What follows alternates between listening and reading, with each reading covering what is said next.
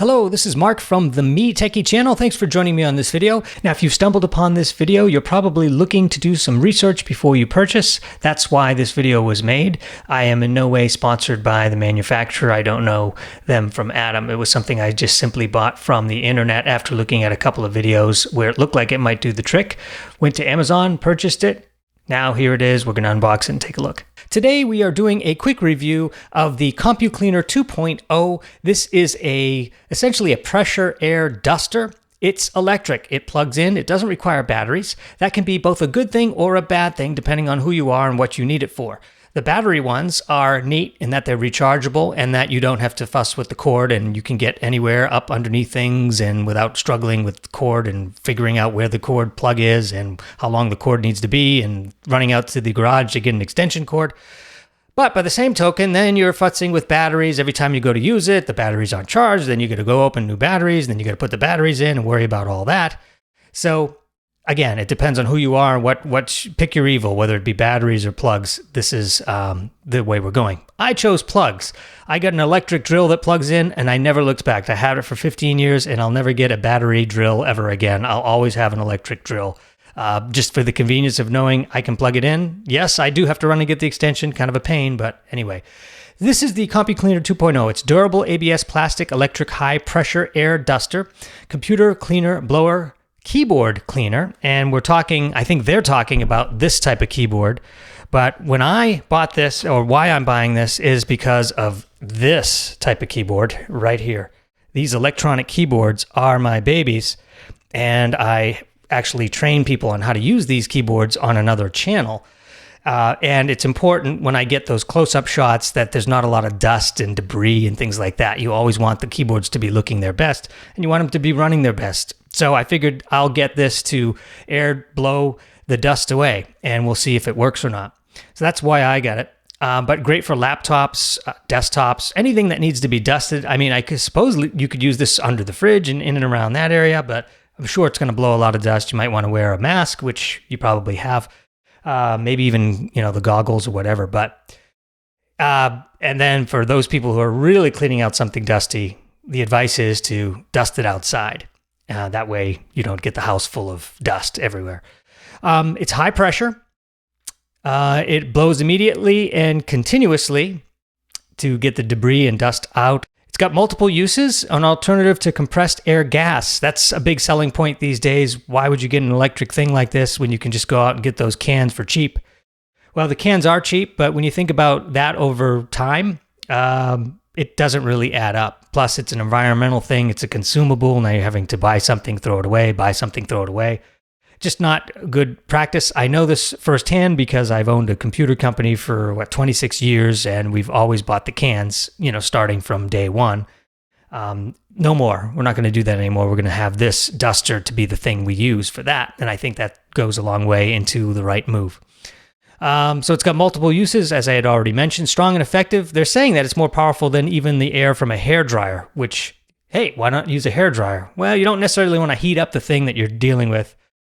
It's just not the right tool for the right job. Plus, this comes with all kinds of attachments and doodads and fun stuff to get into the nooks and crannies, the brushes, the different air flow pieces that you can put on there. So I think this is more purpose-built for dusting, whereas a hairdryer is purpose-built for drying your hair. But technically speaking, if you're on the cheap and you don't want to fool around, yeah, I suppose you could use a hairdryer to dust things, but whatever you're dusting is going to get pretty warm in no time. I go back and forth on that, my own frugality. But in this case, I did want something purpose-built. The keyboards are worth it. Lightweight, easy to use, only 1.8 pounds. A 9-foot cord. Okay, so that's pretty decent. 9 feet is decent. You'll probably be able to get close to whatever plug you're near, unless you're going into a hard-to-reach place and, let's say, a refrigerator, something you can't easily move, and there's no plug near the fridge, you'd get an extension and use that. Let's take a look at it firsthand. I'll do a very brief unbox. We'll open it up. We'll look at all the different attachments, and then we'll put it to use and see if it actually cleans these keyboards. Okay, open the box here. Look at this. Accessories.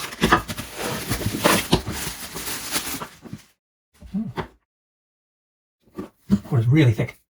Really good quality cord. US power.